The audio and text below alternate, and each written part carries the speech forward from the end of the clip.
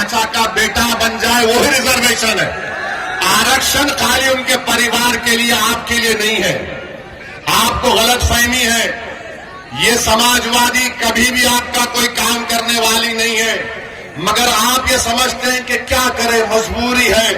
अरे अब तो मजबूरी नहीं है ना, ये तो पार्लियामेंट का चुनाव नहीं है। आप यहां पर मुत्तहदा अपने वोट का इस्तेमाल करिए, अरशद राणा को कामयाब करिए, तो भैया का दिमाग भी ठिकाने लग जाएगा पूरी तरीके से, पूरी तरीके से दिमाग ठिकाने लग जाएगा। इनको मालूम होना चाहिए। याद रखिए, मैं कब तक जिंदा रहूंगा, आप कब तक जिंदा रहेंगे नहीं मालूम, मगर अगर आप अपने वोट से अपनी लीडरशिप को पैदा करेंगे तो आपके वोट की कीमत बढ़ेगी, आपके वोट की अहमियत बढ़ेगी, आपकी जिंदगी की अहमियत बढ़ेगी। आपके इन बेरोजगार नौजवान बच्चों का मुस्तकबिल के बारे में सोचने पर मजबूर हो जाएंगे। इबादत गाहों की हिफाजत होगी, मगर सिर्फ आप वोट डालते रहेंगे तो इनको मालूम कि सिर्फ डराओ इन लोगों को, ये डर कर वोट दे देंगे। असदुद्दीन ओवैसी आज ककरौली मीरापुर विधानसभा में आकर कह रहा है कि अरशद राणा को डर की बुनियाद पर नहीं, उम्मीद की बुनियाद पर बटन दबाइए। डरने की जरूरत नहीं है मेरे भाई। मौत एक मर्तबा आती है, 2 मर्तबा नहीं आएगी मौत। हर कोई जो इस दुनिया में आएगा जाएगा, चाहे वो प्रधानमंत्री हो या मुख्यमंत्री हो या ओवैसी हो, सबको जाना है इस दुनिया से।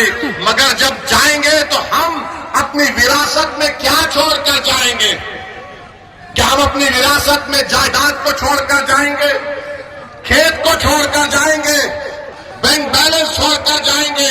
हम अपनी विरासत में अपने नेक अमाल छोड़ेंगे, नेक औलाद छोड़ेंगे और सियासी शऊर छोड़ेंगे, मिल्लत का इत्तेहाद छोड़ेंगे, अपने नुमाइंदों को लीडरशिप बनाकर छोड़ के जाएंगे। ये विरासत आपको याद रखना है। तो मेरे अजीज दोस्तों और बुजुर्गों, आपको डरने और घबराने की जरूरत नहीं है।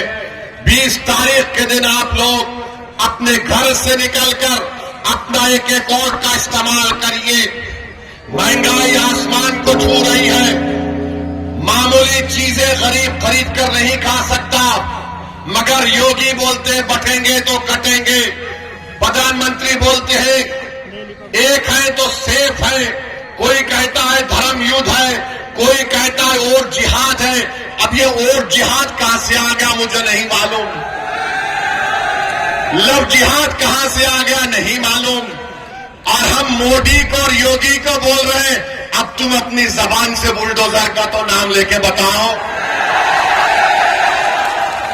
बोलो बुलडोजर के बारे में योगी और मोदी नहीं बोलेंगे, क्योंकि सुप्रीम कोर्ट ने कह दिया कि जिस प्रदेश में, जिस भारत के हिस्से में बुलडोजर इस्तेमाल होता है वो अनकॉन्स्टिट्यूशनल है।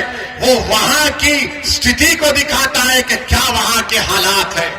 सुप्रीम कोर्ट ने यह भी कह दिया कि अगर कोई गवर्नमेंट का अधिकारी बुलडोजर लेकर आएगा तो सुप्रीम कोर्ट ने कहा कि वो हमारे अहकामात का उल्लंघन कर रहा, उसकी नौकरी चले जाएगी। तो बाबा तुम्हारा बुलडोजर चला गया, तुम बुलडोजर लेकर आएंगे, सुप्रीम कोर्ट तुमको सुप्रीम कोर्ट में कंटेम्प्ट की नोटिस देगा। 15 दिन का टाइम देना पड़ेगा।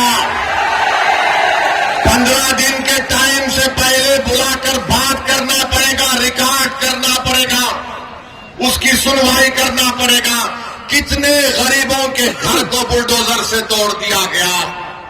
सुप्रीम कोर्ट ने कहा कि क्या ये नजारा अच्छा है कि लोग अपने घर को जब बनाते हैं, अपनी जिंदगी की खून पसीने की कमाई से बनाते हैं, लोग बेघर हो जाते हैं, आसमान के नीचे खड़े रह जाते हैं। अरे कितना जुल्म इन लोगों ने किया। मुझे यकीन है कि अल्लाह उन बेजुबानों का आवाज, जो तकलीफ उन बेजुबानों ने उठाई, अल्लाह इंसाफ करेगा। जो बुलडोजर से हुकूमत कर रहे हैं, इंशाअल्लाह ताला तुम्हें शिकस्त भी होगी तो बुलडोजर की तरह तुमको शिकस्त होगी। आज इख्तिदार तुम्हारे पास है, अरे सत्ता किसी के पास रहने वाली नहीं है। बीजेपी वालों, इंदिरा गांधी भी यही समझती थी कि मैं हूं, मगर इंदिरा गांधी चले गई, दूसरे आते हैं। आज योगी और मोदी यही समझते हैं कि हम हैं तो भारत है। नहीं, भारत इनसे बड़ा है, देश उनसे बड़ा है, संविधान उनसे बड़ा है, और इस देश की जनता इन तमाम नेताओं से बड़ी है। मेरे अजीज दोस्तों और बुजुर्गों, मैं आपसे फिर से अपील कर रहा हूं कि आप मजलिस इत्तेहादुल मुस्लिमीन का साथ दीजिए।